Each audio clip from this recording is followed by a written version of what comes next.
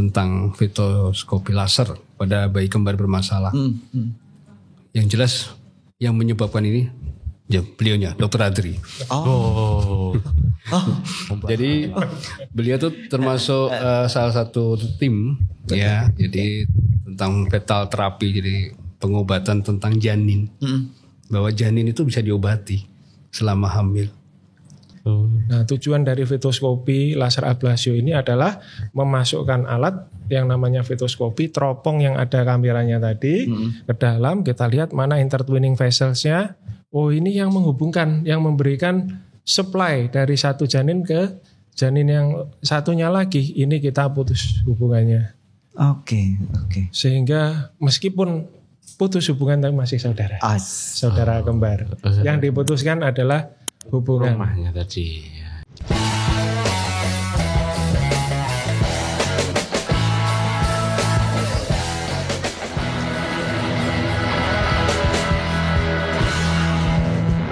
Selamat siang, Selamat pagi, Muwardi. Selamat sore.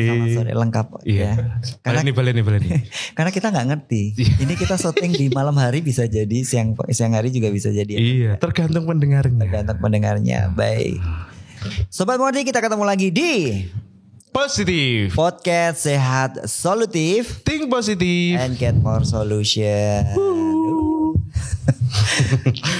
Aku kalau misalnya syuting sama kamu lebih kalem ya daripada yang tangga sebelah. Oh iya. Terus aja ngomong, aku gak dikasih kesempatan. Gak apa-apa ya. Gak boleh gitu. Tapi seru. Aku seneng kalau sama beliau itu seru. Seru banget. Dan yang dibahas lebih banyak. Lebih banyak lagi. Apakah dengan Dr. Nonot seru hari ini? Seru pasti. Kita sih seru. Ya, kita kali ini kedatangan narasumber. Yang luar biasa. Nah, narasumbernya ini berhubungan sama topik yang akan kita bahas. Topiknya apa ini Mas Bius? Topiknya adalah siap tangani bayi kembar bermasalah. Dan rumah sakit ini sudah menghadirkan suatu alat namanya fetoskopi laser. Fetoskopi laser. Apa itu fetoskopi nanti kita tanyakan. Infonya nih, kemarin saya sempat cari informasi di beberapa internet ya. Kayaknya yang punya itu dari rumah sakit RSCM Harapan Kita kalau nggak salah. Harapan Kita Jakarta. Dan infonya kita yang kedua.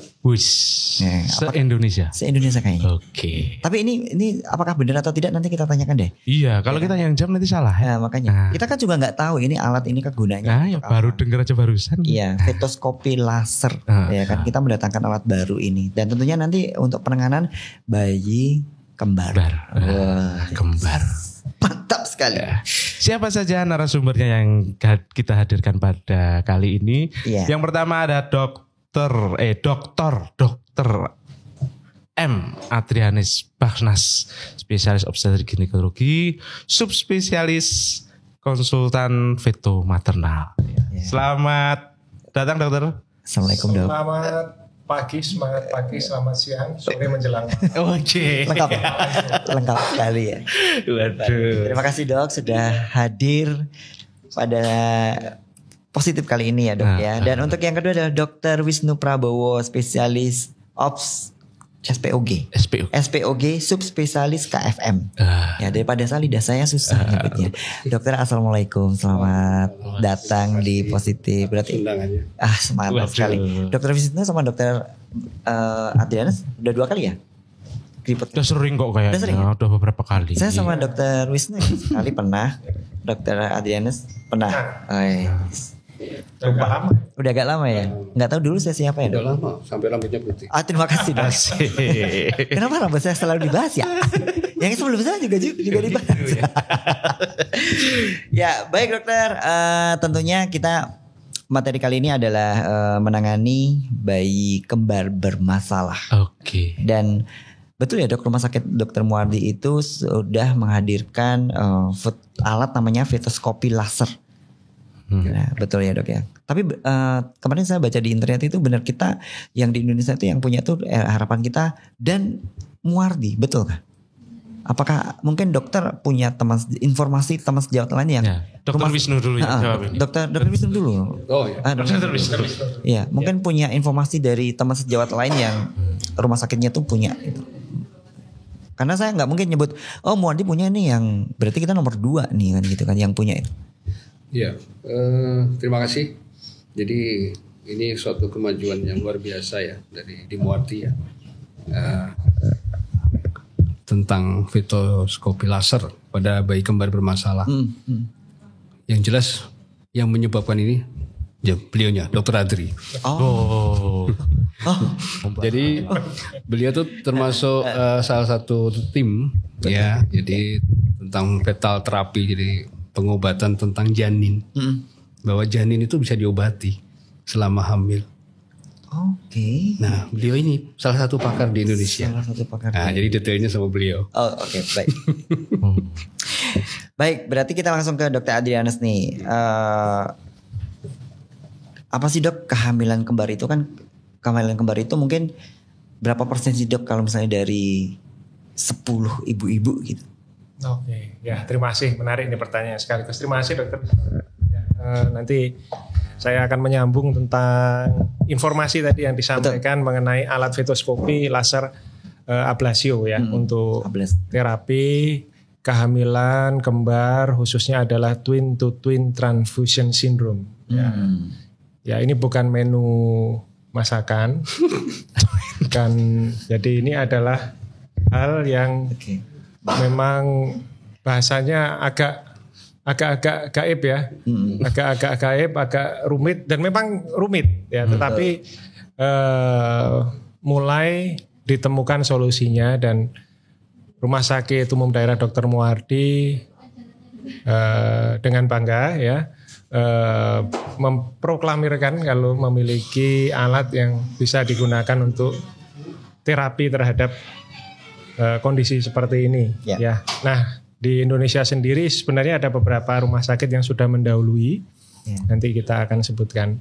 Nah, kehamilan kembar sendiri adalah kehamilan yang sebenarnya secara umum dari mayoritas kalau kita bicara ngobrol santai di masyarakat dengan teman keluarga seneng dan pengen punya anak kembar gitu ya. Lucu kan? Betul. Kehamilan kembar itu jarang lah yang inilah yang apa namanya pengennya seperti itu. Cuma memang kehamilan kembar ini kita sederhanakan ya, ada yang terjadi memang direncanakan ya, misalnya kayak program bayi tabung di Rumah Sakit Muardi juga bisa program bayi tabung, kemudian embrio yang ditanam 2 ditransfer. Artinya udah mempersiapkan memang untuk mendapatkan anak kembar. Ya, masalah nanti kedua yang ditanam itu bisa tumbuh baik atau hanya satu yang tumbuh baik itu kan proses nanti ya. Tapi sudah ada upaya untuk merencanakan untuk kembarnya. Kemudian yang terjadi secara spontan. Terjadi secara spontan ini bisa kembar yang fraternitas atau kembar yang identik. Jadi kembar itu bisa identik atau yang fraternitas tadi bahasanya mungkin disederhanakan yang non identik, yang tidak sama. Itu berasal dari 2 telur dan 2 sperma yang membuahi masing-masing. Sperma itu membuahi telur masing-masing, kemudian terjadi kehamilan pada saat yang bersamaan pada satu rahim. Nah, kalau yang seperti ini yang sebenarnya punya kaitan dengan faktor keturunan. Jadi kadang-kadang kan kalau ketemu hamil kembar punya keturunan keluarga yang dulu kembar. Iya. Kalau fraternitas ini ada kaitannya. Kenapa? Karena secara umum ya mayoritas wanita itu dalam satu siklus menstruasi waktu ovulasi menetaskan 1 telur. 1 folikel yang akan dominan kemudian menetas. Tapi ada wanita yang memiliki bakat ya. Jadi bakat tidak sekedar bakat nyanyi atau bakat memasak. Tetapi bakat untuk menumbuhkan telur juga lebih dari 1. Sehingga ketika telurnya menetas 2, kalau sperma banyak soalnya. Waduh. Beribu ya. Dalam hubungan suami istri yang ditumpahkan itu jutaan sperma. Jutaan. Diumbar-umbar ya. Betul. Jadi yang menentukan ini punya faktor keturunan kembar atau tidak untuk yang non identik itu adalah wanita sebenarnya. Oke. Jadi tidak ditanyakan kepada Mas Bius atau Dr. Nonon. Yang menentukan adalah yang putrinya. Nah, ini terjadi antara 1 dibanding 250 kehamilan. Jadi kecil sebenarnya angkanya. Oke. Jadi kalau ada 250 kehamilan, itu kira-kira ada 1 yang hamil kembar. Wow. Nah, kita kurang banyak perbandinganku tadi ya. Tadi 10 dibanding 1, ini 250 dibanding 1. Ya, terus kita masuk ke yang identik tadi karena kaitannya dengan TTTS. Kalau kehamilan yang 2 telur 2 sperma tadi tidak akan menjadikan TTTS. TTTS apa itu, Dok? TTTS twin to twin transfusion syndrome. Twin to twin transfusion syndrome. Oke. Jadi bukan teka-teki silang juga. TTS juga bukan menu masakan. Twin and twin. Soalnya bahasanya kan agak bahasa kafe ya itu ya. TTTS. Yes, iya. Twin to twin. Nah, tidak ada kaitan dengan karamel macchiato. Salted karamel macchiato tidak ada kaitan. Sampai mana ini? Sampai mana ini yang kembali? Karena udah agak malam ya matahari. Yang mulai terbenam ini. Tapi karena lightingnya sangat bagus sekali. Bagus sekali lightingnya ini seolah-olah kayak siang hari. Jadi kembali ke tadi yang kembar yang identik tadi. 1 telur dibuahi 1 sperma, kemudian jadi bakal individu janin bakal bayi tadi. Pada hari tertentu dia membelah menjadi 2 individu. Nah, tergantung hari pembelahannya. Kurang dari 4 hari kah? Ya, 4 sampai 7 hari, 7 sampai 9, 9 sampai 12, di atas 12 hari. Kapan membelahnya? Semakin belakangan membelahnya semakin bermasalah. Misalnya setelah hari kedua. Sebenarnya ini bukan letter luck hari itu pasti hari ke-12. Ini hanya suatu gambaran skematisasi atau algoritma. Kalau kita pakai bahasa AI, algoritma. Nah, kalau hari ke-12 ke atas ini baru membelah, seringnya membelahnya tidak bisa tuntas sehingga masih nempel. Itu yang disebut dengan kembar siam. Kembar dempet. Conjoined twin. Nah, kalau ini juga tidak bisa, di laser tidak bisa. Oke. Betul. Nah, kalau sebelum itu ya terjadi pemisahan 2 individu tapi rumahnya 1. Namanya monokorionik monoamniotic twin. Ini juga kecil kaitannya dengan TTS. Karena terpisah rumahnya 1 ya. Tidak ada sekat antara pembagian darah dari plasenta yang 1 dibagi menjadi 2. Nah, TTS yang mana? Yang sebelumnya persis yang monokorionik monoamniotik, yaitu yang monokorionik diamniotik. Jadi rumahnya sudah punya 2, tapi pemisah rumahnya terlalu tipis dan membaginya kebetulan karena plasentanya 1, dibaginya ada permasalahan dengan pembuluh darah yang menghubungkan jatah darah bayi 1 dengan jatah darah bayi kedua, namanya intertwining vessels. Apa yang terjadi? 1 bayi mendonorkan, memberikan darahnya ke janin yang satunya, yang 1 menerima. Yang memberikan darah si donor ini kekurangan darah. Yang satunya resipien keblondroan darah. Hypervolemic. Terlalu besar arusnya sana sehingga penumpukan cairan di mana-mana, hidrofetalis namanya, sampai dengan meninggal. Sebelum itu terjadi akan terjadi ketimpangan ukuran juga. Yang 1 kan kebanyakan, jadi 1 besar, 1 kecil, jadi diskordansi. Nah, tujuan dari fetoskopi laser ablasio ini adalah memasukkan alat yang namanya fetoskopi, teropong yang ada kameranya tadi ke dalam, kita lihat mana intertwining vesselsnya. Ini yang menghubungkan, yang memberikan supply dari 1 janin ke janin yang satunya lagi. Ini kita putus hubungannya. Oke. Sehingga meskipun putus hubungan tapi masih saudara. Saudara kembar. Yang diputuskan adalah hubungan rumahnya tadi. Antara intertwining vessels tadi dengan laser diablasi.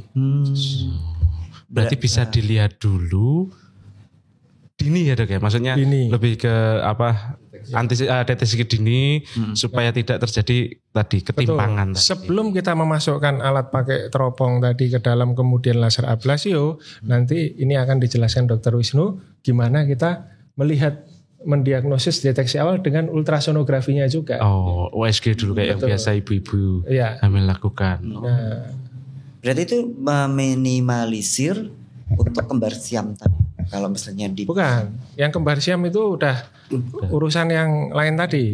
Jadi yang kalau kembar siam itu nanti kita juga prenatal diagnosis. Kita lihat tipikal kembar siamnya, seberapa prognosisnya. Prognosis itu adalah prediksi keselamatan kurang lebihnya. Oke. Dan apa yang bisa kita lakukan untuk meningkatkan keselamatan kedua janin itu atau setidaknya mendapatkan selamat salah satunya. Pasca persalinan tentunya dengan semua modalitas yang kita miliki. Di kita ada dokter bedah anak, ada dokter bedah digesti, toraks kardiovaskuler, dan lain sebagainya. Tergantung organ mana yang terlibat dalam conjoinnya tadi.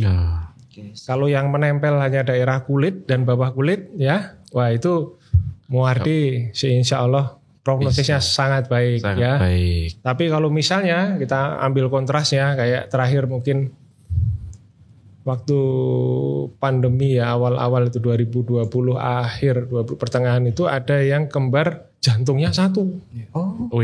Wah, single heart. Aduh, mau diapakan? Akhirnya dalam artian yang tadi kasus kembar yang dengan jantung satu itu sempat lahir. Ya, kita lahirkan. Berarti mau nggak mau dia siam dong. Iya, betul. Itu bisa survive juga tidak survive juga. Karena kan tergantung fungsi dari kardiorespirasinya jantung dan juga pernafasan. Jadi bagaimana jantung itu akan memompa darah secara baik ke seluruh organ di kedua janin ini, sekaligus sirkulasi untuk ambil oksigen paru-paru, kemudian buang karbon dioksida ke paru-paru lagi. Itu ada ininya lah, ada tekniknya. Nah, nanti mungkin Dokter Wisnu bisa menjelaskan prenatal diagnosisnya ya. Nah, langsung saja ke Dokter Wisnu. Yes. Nih dokter, kapan dokter waktu terbaik untuk mendeteksi dini tadi supaya nanti kehamilan yang diketahui kembar itu bisa mendapat perlakuan yang baik dan maksimal. Terima kasih.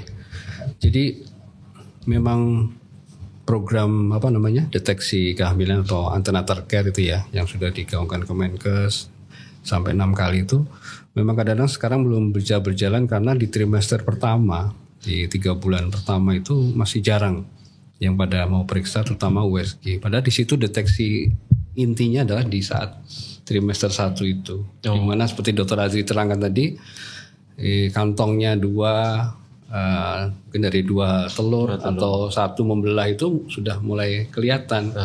Ya, kadang-kadang datang sudah terlambat di trimester 2 atau trimester 3, kadang-kadang susah diprediksi. Jadi mungkin gambarannya begini, kembar itu, tadi dokter tadi udah detail ya. Saya ruangan ini ya, kita punya ruangan ini. Kita sekat ini ruangan. Kita nyekatnya pakai apa dulu? Tembok atau korden. Nah gitu. Jadi kalau kembar itu kalau di tembok bagus itu nggak akan saling mengganggu. Jadi punya dokter Adri bilang punya tempat sendiri, tumbuh sendiri, punya sumber makanan sendiri, istilahnya punya AC sendiri, kamar mandi sendiri, ya kayak di kos apa hotel itu. Tapi kalau yang bermasalah seperti TTTS tadi, mungkin cuma ya gambarannya seperti korden sih, bisa saling mengganggu. Betul. Antar ruangan itu. Betul. Jadi tadi dokter tadi kan bilang ada donor sampai saking dianya masuk itu yang nerima sampai satunya gendut, satunya jadi kurus. Iya, gitu. betul. Ya. Nah itu dia yang dicegah karena ada levelnya ya sama beliaunya nanti dengan stetoskopi laser tadi, sehingga jangan sampai masuk ke lebih gawat. Dan tadi kan udah dikatakan kembar itu kan idaman kan ya. Kalau bisa kan 2 in 1 sekali dapat 2. Pengalaman dokter Adi juga nih. Beliau kembar. Jadi bagaimana kita mendeteksi di trimester pertama 12 minggu, ya mungkin 14 atau 16 minggu lah kalau sampai, sehingga kita bisa tahu bahwa oh ini aman, dia bisa hidup sendiri-sendiri, punya jatah sendiri, terus ini bisa saling mengganggu nanti. Nah gitu. Nah disitulah mulai nanti terus diikuti sampai kemungkinan mungkin di bawah, kalau ada di bawah 26 minggu dokter Adri ya. Nah itu baru tindakan tadi, misalnya wah ini cenderung ke TTTS ini gitu. Ada tuh ada levelnya lah, nanti udah minimal dokter kalau nanti maksimal di atas 26 minggu, di bawah 26 minggu minimal di atas berapa minggu mungkin? Sekitar 16 minggu, 4 bulan. 16 minggu bisa dideteksi ya dokter? Tapi tergantung. Karena beliaunya, pakarnya beliaunya. Sederhananya dengan program pemerintah sekarang, Kementerian Kesehatan yang sudah memfasilitasi layanan primer sebagai screener di lini pertama kesehatan masyarakat kita Indonesia untuk mengetahui dulu ini kehamilan ini kembar atau tidak. Yeah. Jadi bukan ke patologisnya dulu, tapi kembar atau tidak. Karena ini penting sekali. Begitu itu tahu kehamilan kembar, artinya merupakan kondisi kehamilan yang patologik, bukan level penanganan di layanan primer untuk segera secepatnya dilakukan rujukan ke layanan sekunder. Nah, nanti di layanan sekunder baru menentukan yang disampaikan Dr. Wisnu tadi, ini tembok atau gorden. Itu adalah korionisitasnya. Korionicity itu yang paling penting, SPOG. Ya. Begitu itu masuk korionisitasnya adalah monokorionik, ini naik lagi dari SPOG levelnya ke subspesialis, kedokteran feto-maternal, rumah sakit tersier.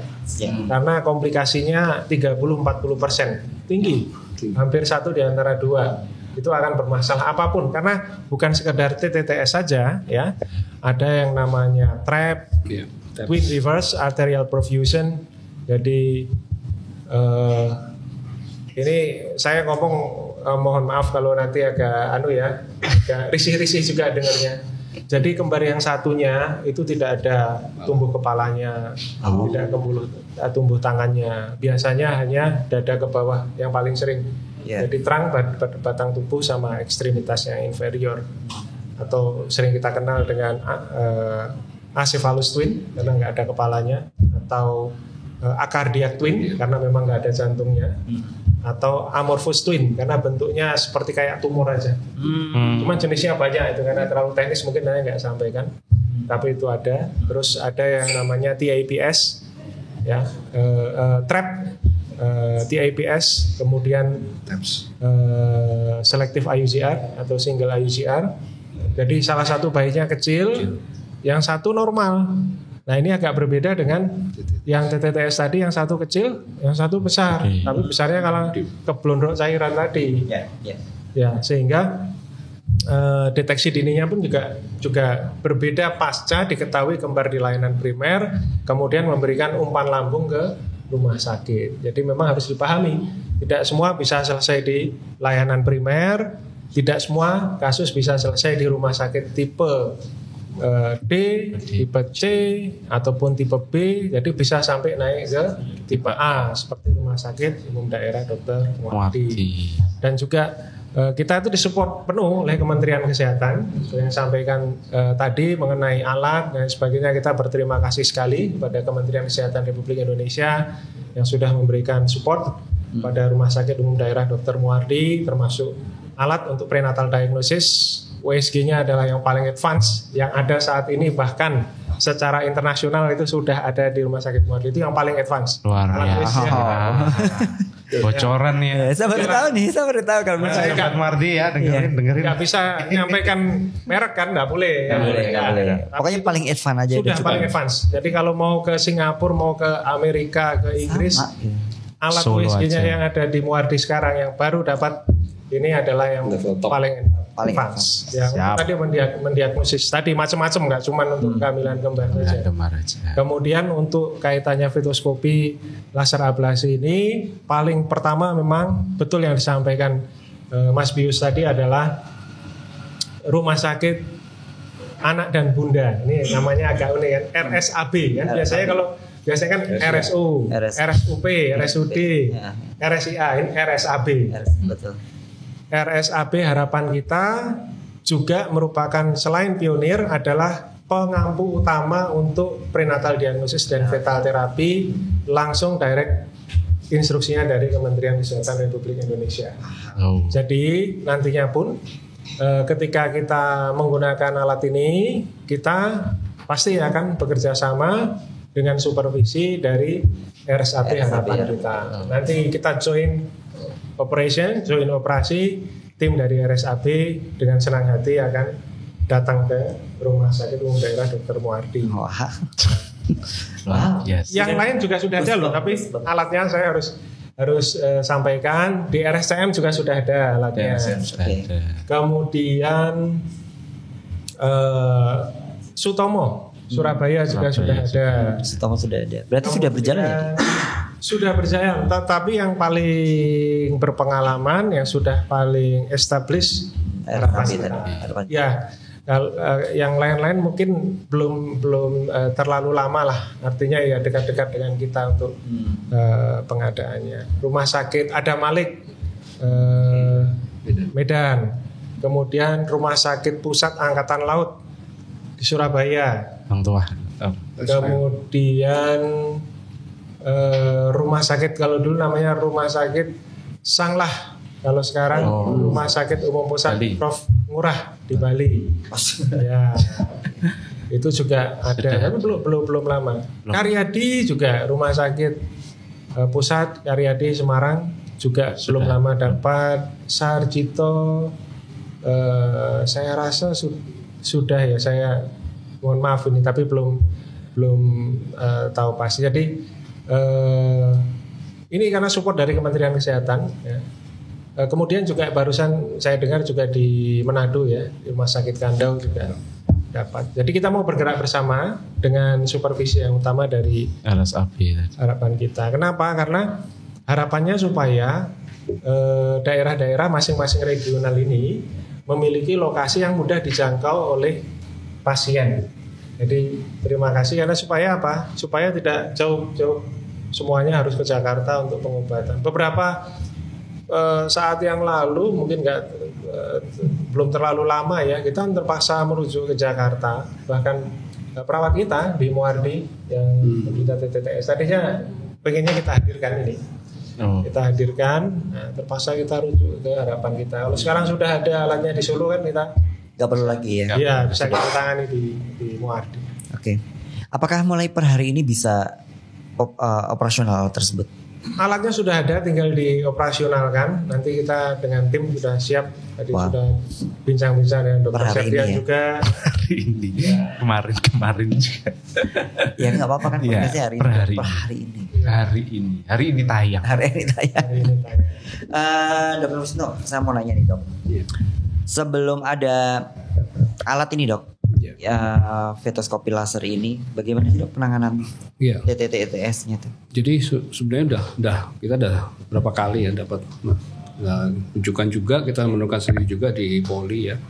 Jadi memang seperti tadi kita bahas bahwa kembar itu sebenarnya kalau dimasukkan dalam satu proses kehamilan tuh ya, tidak normal sebenarnya loh ya.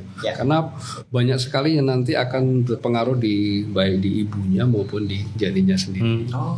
Nah, jadi waktu beberapa kali itu dirujuk itu kita cek, saya juga beberapa kali ngirim ke Dokter Adrian ya. Itu ya sementara ini memang kita kirim dulu ya ke tadi yang disebutkan Dokter Adrian, terutama yang di Harapan Kita. Ada beberapa juga yang kalau nggak salah si janinnya itu kalau nggak salah apa tuh bladder ya Dokter Adrian, yang bladdernya penuh itu tersumbat salurannya. Itu diterapi dengan alat itu sehingga bisa keluar dan si janin itu bisa tumbuh kembali. Ya, tidak mengganggu lah. Ibaratnya kayak orang sakit ginjal urinnya nggak keluar kan. Jadi janin juga seperti itu. Nah, makanya pengobatan di intrauterin itu di dalam rahim itu sudah mulai pesat. Pakarnya beliau samping saya. Nah, itu makanya tadi kita sosialisasinya setelah ada alat, dan insya Allah nanti sudah bisa berkembang kan ya. Itu untuk deteksi itu tadi tolong ya tadi mulai jangan misalnya hamil kembar sudah ya nanti lihat aja nanti mudah-mudahan tumbuh, kan nggak bisa gitu. Iya betul. Ya tetap mesti ada sesuatu baik dari ibunya, misalnya ada risiko kehipertensi, janinnya sendiri tadi dokter Adi bilang salah satu nggak tumbuh, satunya tumbuh, dua-duanya nggak tumbuh, normal, macam-macam banyak sekali. Bahkan ada satu yang mungkin yang kemarin dokter Adi pernah saya rujuk itu cuma dicoblos saja supaya ketubannya bisa beralih ke yang kekurangan, biar imbang lagi. Ya biar saya mengobati saudara kandungnya. Jadi tidak ada lagi nanti dikiranya ibunya nggak adil gitu kan, milih salah satu, nggak bisa. Lahirnya marah-marah nanti. Jadi dokter nanti membuat satu keadilan. Susah. Ini. Tapi itu termasuk tindakan bukan pemberdayaan, seperti intervensi gitu dok. Intervensi. Itu intervensi. Namanya fetal terapi. Tanpa pembedahan. Kalau misalnya cath lab itu kan masukkan lewat di femur nih. Nah kalau misalnya itu beda lagi, mungkin ada kasus lagi. Iya, kalau misalnya di fotoskopi itu pembedahan minimal invasif, termasuk MIS, minimal invasive surgery. Jadi ada lubang puncture kira-kira mungkin setengah senti masuk di perut, berarti di area masuk ke rahim ibu. Berarti tanpa pembedahan ini termasuk dengan tindakan intervensi ya. Ya. Apakah itu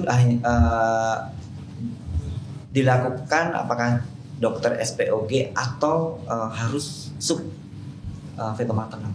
Sub feto dengan ada lagi ilmunya. Berarti tidak sembarangan menggunakan alat. Harus ada tersertifikasi atau punya kompetensi. Sebelum Dr. Aji menjawab, saya tambahkan dulu. Silakan. Bahwa yang kita hadapi itu ada satu hal yang nggak boleh kita cederai, yaitu janin. Nah, janin itu bisa pengaruh kalau kita salah kena pembuluh darah, tali pusat, plasenta mungkin nggak benar, sehingga perdarahan hamil jadi nggak ada gunanya lagi karena udah mulai terjadi komplikasi. Nah itu khususnya nggak main-main ini. Luar negeri dong. Iya.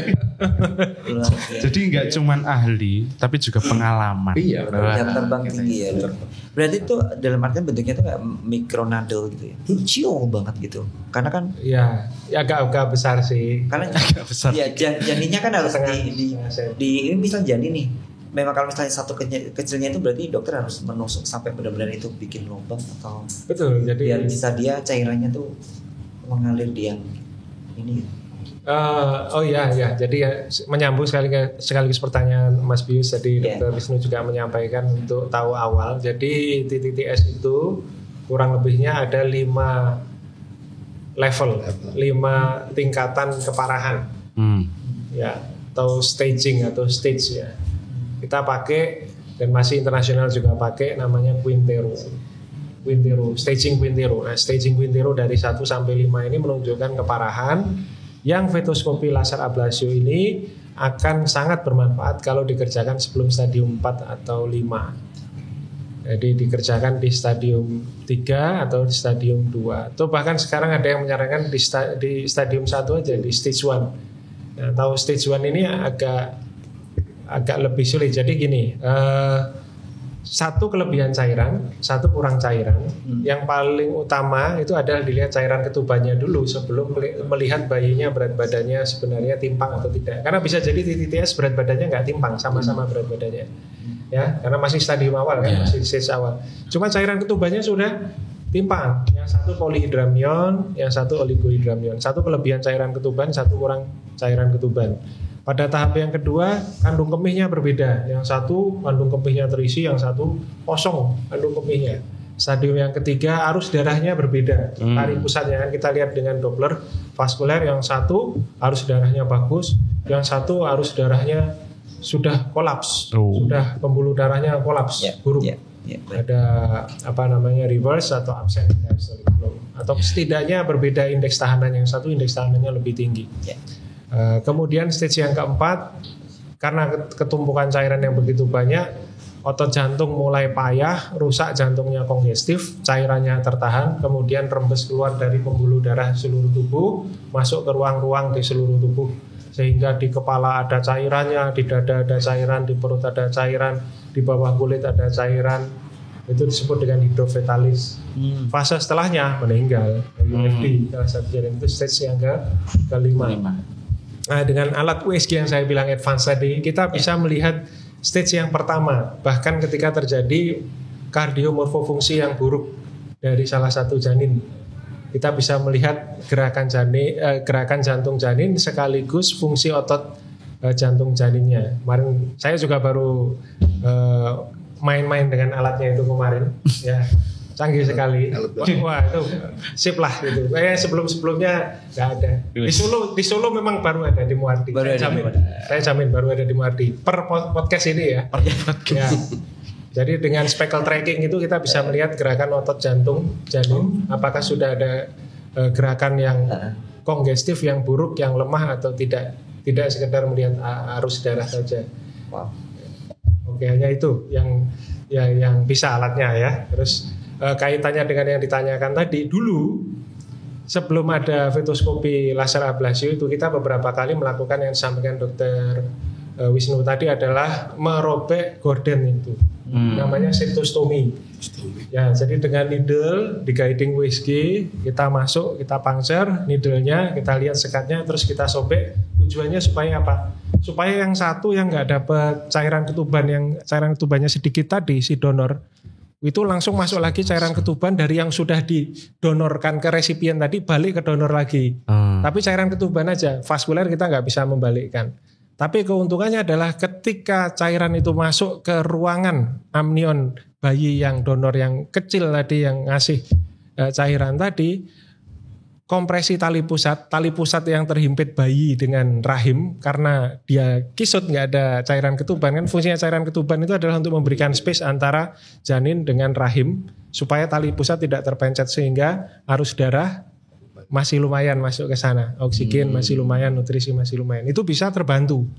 Cuma prognosisnya dengan septostomi itu keselamatannya hanya sekitar 40%, 30%. Saya masih ada ini datanya di sini, kita kerjakan 4 kasus, survivalnya di 30-40%. Dengan fetoskopi itu survivalnya mendekati di atas 90% lah, 86-88%. Untuk kedua janin. Sementara kalau septostomi itu kita mendapatkan 30-40 untuk satu janin. Itu. Jadi ada efektivitas terapi yang secara signifikan meningkat dengan menggunakan alat fetoskopi laser ablasio ini. Ya. Ya sebenarnya kalau selain dari fungsi fetoskopi laser tadi dok, selain untuk TTTS dok, itu apakah bisa untuk kehamilan lain dok? Nah ini misalnya untuk infertilitas gitu. Dokter Wisnu begitu. Iya. Kayaknya dokter hati yang punya. Misalnya ada kasus misalnya setelah HSG ternyata tuh tubuhnya paten dua-duanya gitu dok. Nah apakah menggunakan alat tersebut ya? Apakah bisa? Saya memang tidak detail ya. Kita kan fokusnya memang di feto itu kan sudah ada fetusnya. Sudah ada fetus. Ya mungkin nanti dokter nanti nambahkan bahwa fetoskopi itu kan alat ya, seperti juga kayak laparoskopi, histeroskopi, yang dimana bisa langsung dan minimal tidak pembedahan minimal, sehingga kita bisa mengetahui penyakit atau sumbatan yang mungkin kalau misalnya kasusnya ginekologi ya mungkin bisa melihat apakah bisa ditangani apa harus dibedah, atau juga misalnya mengambil sesuatu atau misalnya kehamilan ektopik itu juga bisa pakai alat itu. Tapi sekarang kan pakainya laparoskopi. Tapi kalau fetoskopi itu memang khusus yang ke janin. Ya, hanya khusus janin. Kalau sepengalaman saya ya, mungkin dokter Adri punya pengalaman yang lebih detail. Ya, jadi alat ini memang spesifik itu artinya khusus ya, untuk kehamilan yang bermasalah. Dalam hal ini ada permasalahan kalau tadi itu adalah vaskuler, pembuluh darah yang menghubungkan antara sirkulasi darah bayi kembar janin satu dengan janin kedua, atau digunakan untuk janin yang ada kelainan. Ya, misalnya spina bifida, ada kelainan di tulang belakang yang tidak tertutup sempurna, bocor lah gitu istilahnya ya tulang belakangnya, sehingga sumsum tulang belakang, ya ini kan kayak serabut saraf yang mempersarafi daerah yang ada di bawahnya, mungkin mudahnya seperti itu ya, sehingga bisa menimbulkan masalah di tungkai ekstremitas bawah, di kaki.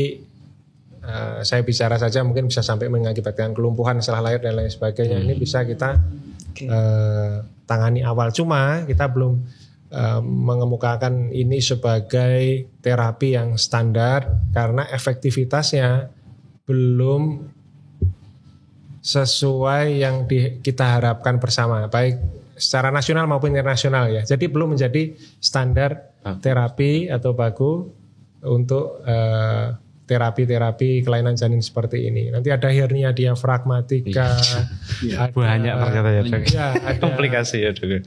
Lower urinary tract obstruction seperti yang sampaikan Dr. Wisnu tadi, tersumbat uretranya, saluran kencing bawahnya sehingga bengkak kandung kemihnya. Itu dengan fetoskopi itu sebenarnya dicari uretranya kemudian dipuncture itu juga bisa. Itu berapa di laporan saya waktu ikut konferensi internasional dari Thailand, dari ini dilaporin, cuman itu masih batasnya adalah expertise, jadi sesuatu yang dilakukan based on expert, bukan standar guideline yang secara umum mampu dilakukan praktikal secara sehari-hari. Tetapi menarik untuk Rumah Sakit Umum Daerah Dr. Muardi ini juga bergerak maju seperti yang dilakukan secara internasional.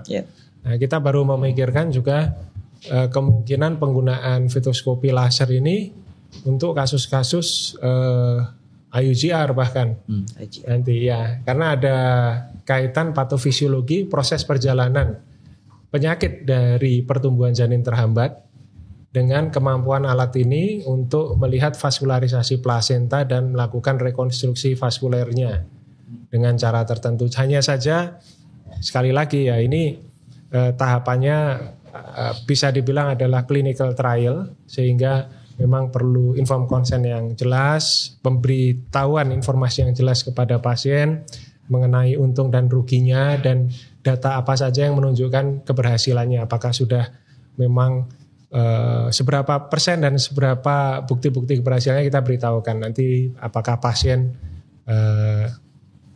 tetap berpikiran untuk melanjutkan karena memang tidak ada pilihan yang lain, ya lebih baik berbuat sesuatu daripada tidak sama sekali. Betul. Tapi ada juga kan mungkin yang pasien yang sudah, dok saya sudah ini itu adalah preferensi dari pasien. Pilihan. Kita sebagai dokter, sebagai rumah sakit bertugas, mempunyai amanah untuk memberikan informasi yang sejelas-jelasnya dan sebenar-benarnya untuk pasien dan keluarga mengambil keputusan yang terbaik untuk dirinya maupun untuk janinnya.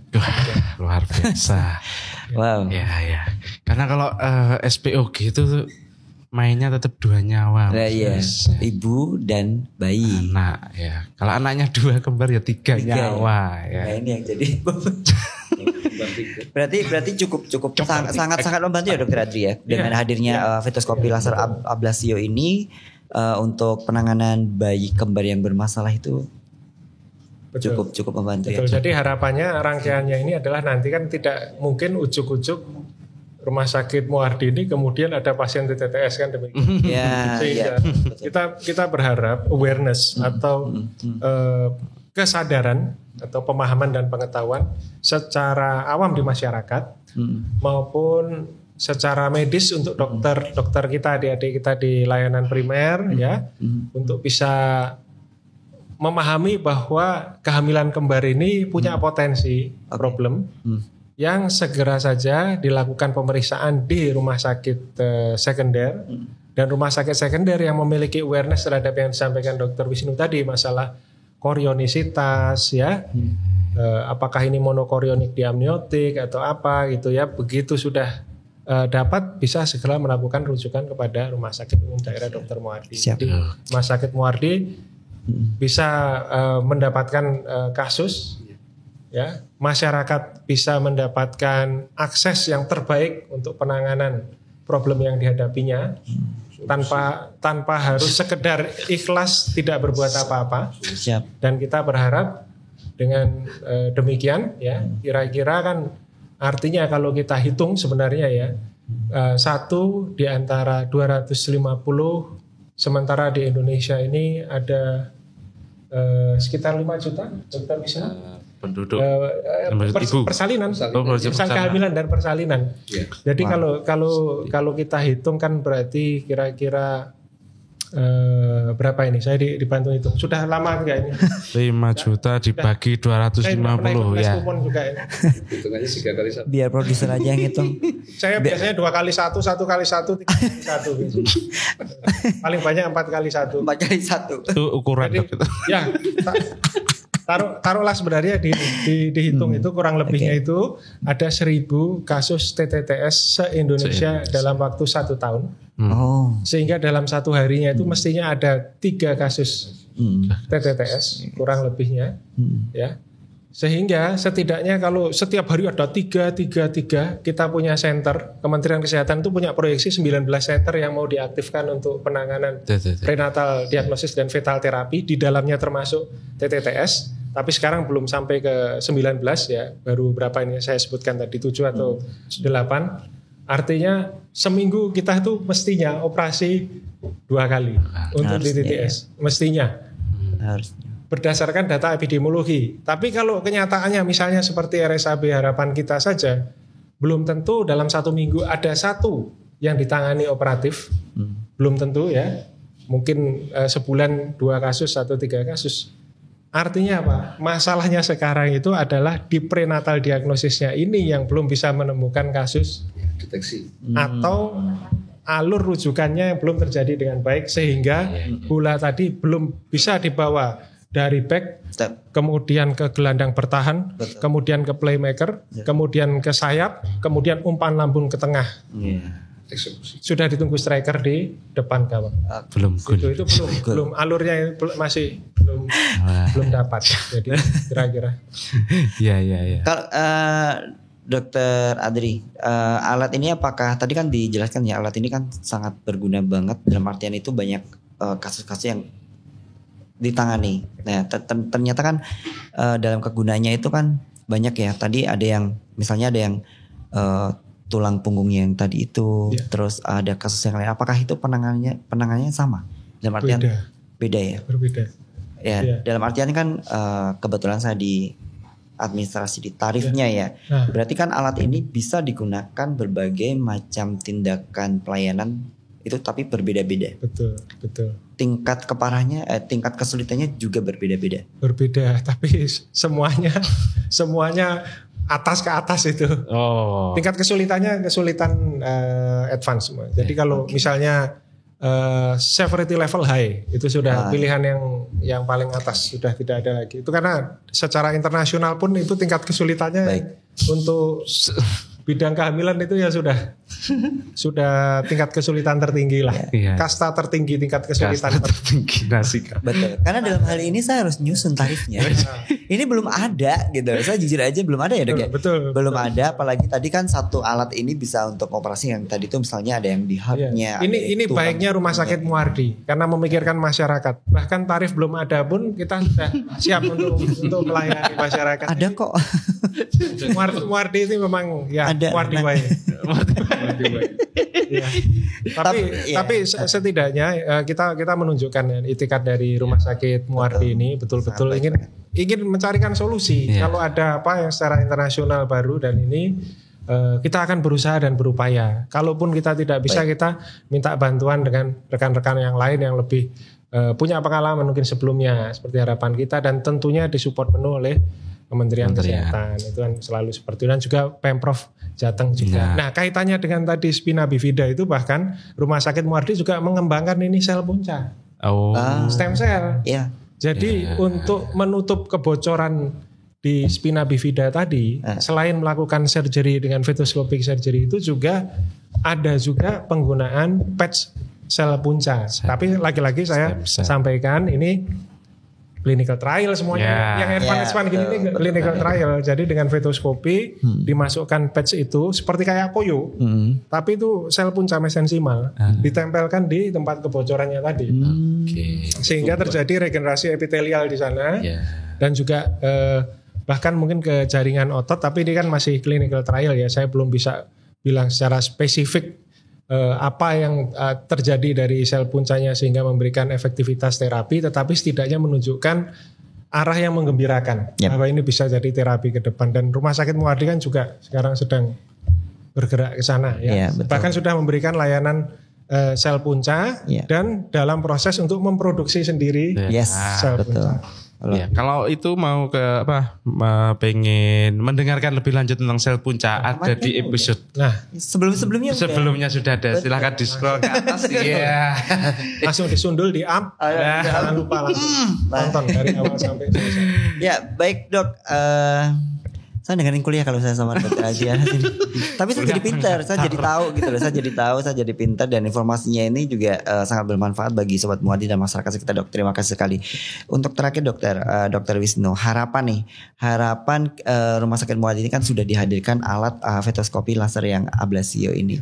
Harapannya apa untuk Sobat Muardi dan masyarakat sekitar? Ya, terima kasih. Jelas harapannya bahwa Muardi nanti jadi center ya. Jadi kan selama ini kita dapat pasien seperti itu kita bingung mau kemana. Karena alatnya belum ada. USG juga waktu itu masih middle gitulah. Nah sekarang kan tim yang dibentuk Dr. Adri itu sudah disokong, didukung oleh istilahnya properti alat apalah itu yang sesuai dengan memang pilihan. Walaupun butuh waktu ya Dok ya. Ngajukan belum oke, dan akhirnya datang dengan yang benar-benar sudah high level, termasuk yang alat dikatakan yang laser tadi. Nah, otomatis nanti mungkin sharing kan ini kan untuk luas ya. Betul.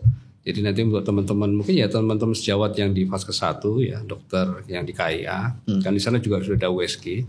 Ya, mungkin deteksi hamil. Ternyata kembar, naik langsung dirujuk untuk ke SPOG. Betul. Nah nanti baru kalau udah dikatakan Dokter Adri tadi bahwa ya kemana lagi? Ya ke Muardi. Karena timnya sudah, alatnya sudah, harinya sudah kita tentukan, tinggal apa tadi? Eksekusi. Enggak. Tarifnya belakangan. Ada ahli tarif. Makdis banget ini. Tarif yang positif pokoknya. Ya, makanya kan solutif. Iya, makanya tadi saya nanya ternyata ini satu hal yang sangat advance sekali kan. Jadi high sangat high banget gitu loh. Jadi kan harus saya persiapkan terlebih dahulu. Dokter Adri itu kurang ibadah apa? Udah dilakukan semuanya, tinggal nggak tahu. Nanti mungkin dirapel tarifnya Dokter Adri. Ya, namanya jadinya positif. Tarif yang sehat dan solutif. Oke, siap. Ini nggak apa-apa loh ya. Ini secara intern nanti kan setidaknya nanti masyarakat itu pasti akan bertanya-tanya dokter kan. Berapa sih biayanya kalau misalnya ini ya kita kan juga harus terbuka juga kan, seperti itu. Harapannya Dokter Adrian. Nah ini sama persis seperti yang disampaikan Dokter Wisnu tadi ya. Kita berharap mendukung tercapainya generasi emas Indonesia 2045.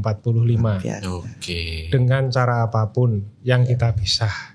Nah saat ini Rumah Sakit Umum Daerah Dr. Muardi punya salah satu lagi senjata alat untuk membantu ini. Kita mau menyelamatkan bayi-bayi kembar yang bermasalah khususnya TTTS untuk bisa selamat. Dan tidak sekedar selamat, tetapi luaran bayinya optimal, ya, artinya sehat, ya, sehat fisik, jasmani, rohani dan lain sebagainya. Ya, dengan kita sejak awal mengetahui, mendeteksi, kemudian melakukan koreksi, oksigen, nutrisi ke bayi akan lancar, bayi lahir sehat seperti yang tadi persentase yang kita sampaikan tadi. Setidaknya minimal untuk warga Jawa Tengah dan sekitarnya. Kita tahu warga Jawa Tengah ini sangat membutuhkan rumah sakit yang bisa memberikan solusi terhadap problem-problem kesehatan yang mungkin di daerahnya masing-masing belum dapat solusinya.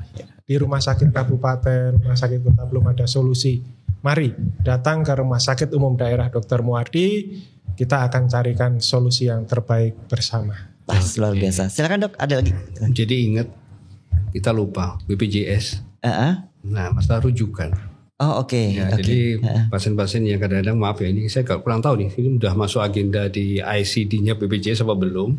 Karena kalau yang rujuk dari daerah itu kadang-kadang kalau misalnya nggak sesuai itu nanti bisa jadi masalah juga. Dan itu kasihan pasiennya, nanti dia akhirnya muter-muter. Iya betul. Nah mungkin ada ya ini dokter bius bagian yang ngatur gitu ya. Tarif tadi itu nanti spesialis tarif. Nah, itu nanti bisa memudahkan untuk yang dari daerah. Baik Dok, baik. Ke Muardi. Kalau enggak ya sama aja. Baik. baik. Siap. Catatan khusus ya bagi kami ya, tim tarif dan tim manajemen Rumah Sakit Dr. Muardi. Tentunya ini suatu pelayanan yang harusnya sangat-sangat effort atau didukung dari semua pihak. Terutama karena produk di pemerintah ini kan lagi BPJS. Nah, BPJS ini kan juga aturannya juga sudah ada, dokter. Izin kami untuk minta waktu untuk kami pelajari terlebih dahulu dan nanti akan kami segera informasikan ke Dokter Wisnu dan Dokter Adrianus. Wow, udah ya? Luar biasa sekali. Sudah tengah malam soalnya ya. Ganti hari. Oke, udah ganti hari, udah pagi. Hampir terbit lagi. Ya, baik Sobat Muardi, inilah tadi ya sesi yang sangat luar biasa. Muardi itu pertama kita sudah dihadirkan ya alat namanya fetoskopi laser ablasio. Tadi ini kurang ablasio. Nah itu bisa menangani bayi-bayi kembar yang bermasalah yang tentunya nanti ini sangat menguntungkan bagi masyarakat yang mau berkunjung ke Rumah Sakit Muardi mendapatkan pelayanan ini. Betul ya dok ya? Yes. Baik, terima kasih Dokter Wisnu. Terima kasih Dokter Adriano sudah kehadirannya pada dan ilmunya luar biasa sekali. Dan tentunya Sobat Muardi jangan lupa ya selalu pantang ini positif podcast Sehat Solutif di YouTube, di mana lagi? Spotify. Di Spotify, ada di Instagram kita juga ada. Oke. Ya, sampai ketemu di episode berikutnya ya. Akhirul salam, wassalamualaikum warahmatullahi wabarakatuh. Positif podcast Sehat Solutif. Think positive and get more solution.